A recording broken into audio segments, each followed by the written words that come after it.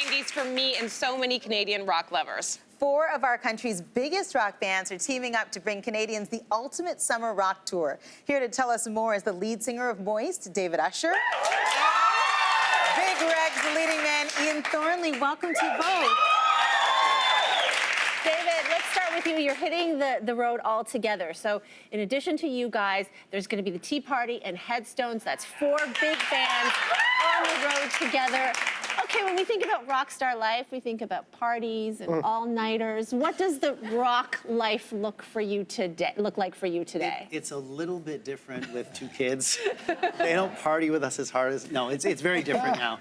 I mean, back then, we had one certain specific lifestyle, which we've left back there. And now with kids, it's much more about the show and the music and the audience. And the kids are sometimes at the show, too. So. Right. Okay, well, I want to mention that the tour is called the Saints and Sinners Tour. So let's talk about who is the saint and who is the sinner. You can talk about each other. I've been saying all day that I think he's the saint because he's such a sweetheart. Does that make you the sinner? The other 3 of us are kind of Okay. But, you know, I don't know. I'm like the book computer guy. Yeah. Okay, all right. He's a sweetheart. And I think the smart answer is that we all have a bit of both, I'm sure. Yeah. You mentioned your kids, and Ian, I know that you had a son, Bo, that you welcomed into the world, and you've got a daughter, so cute. You've got a daughter as well. David, you've got 2 kids. I do. You mentioned it's different now with kids, right? But is it different for them seeing their dads maybe for the first time as rock stars? You know what? My kids love coming to the shows. It's fun. It's a fun thing. It's like a family thing. They're always side stage running around, and they've sort of grown up with it. So they're very used to it. It's not really a rock star thing. It's just a lifestyle thing. It's a lifestyle My thing. daughter's 16. So last summer, she came out to a bunch of shows, and she was actually slinging merch. Like, she got right into it, and, you know, selling T-shirts. And she gets the lifestyle, and, you know, living on a bus, and she picked a bunk. She met us in L.A., and we took her from L.A. to San Francisco. And, you know, just meeting people and the whole, but like I said, the rock and roll lifestyle. The rock and roll lifestyle. Like the last all-nighter I had was with Bo. And his colleague. Yeah, it looks a little different.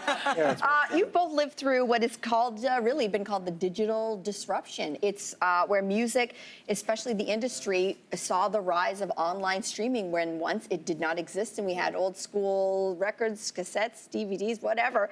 And I know that, I think, David, you said it went from being a music industry to a technological or technology business. And in fact, as a result, David, you've turned your attention towards AI, artificial intelligence. What is that all about? I mean, I've been involved with technology for a really long time, with startups and all sorts of different things. But these days I run an artificial intelligence company called Reimagine AI, and we build artificial intelligence virtual beings.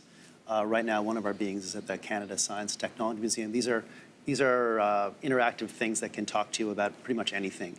And we build them for brands, for events, for Alzheimer's patients, all sorts of different things. Wow, neat. Yeah. Neat. So, Ian, the Canadian music scene is constantly, The Canadian music scene is constantly evolving. So what artists or bands are you paying attention to and listening to right now? It's hard, I think, and David and I have talked about this earlier.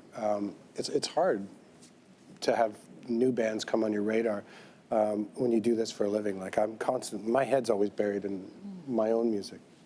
And when I pull my head up, and if I'm in the car or whatever, sometimes I end up yelling at the radio because I can sort of, I live my life on the other side of the curtain, and I'm like, that is just terrible. Or you know, but there are certain things. I mean, there's a lot of stuff that will just catch my ear, and you know, but I'm, like I said, I'm kind of jaded, and I don't trust it. I don't want to like fall right in love with it and then find out it's all, you know, it's all fake. Right. It's okay, you can love. There's lots of good music out there. Yeah, We'll there help really you. is. And you know what? That's just because I do it as for a living. There's nothing wrong with just putting on something while you're preparing dinner and loving it. Like, that's just as important as having, you know, the relationship one has with music when they're a teenager, let's say. It's very important. It's like another friend. Totally. And nowadays, my relationship with it, I want it to be that intact. But unfortunately, with new stuff, it's never going to be the same as it was, you know? We want to get to this quickly, David. Last year, you celebrated the 25th anniversary of your debut album, Silver, with a sold-out tour. I mean, that song brings back so many memories for so many people. When you look back at the Canadian music scene in the 90s, just quickly, do you miss it at all? No. I mean, we grew up through that period. That was when we all grew up, right? And it was an amazing time. It was a whirlwind. But I'm always focused on the next thing I'm going to make, whether it's music or something else. Can So I'm we always focused dive in? on- I want to make sure, because we're coming to the end of the show, but we Yeah. want to tell everybody where they can catch you guys. This is the Saints and Sinners Tour, kicks off June 25th in Penticton, BC. Get your tickets. Tomorrow on the show, Spicy P, Pascal Siakam. See you there.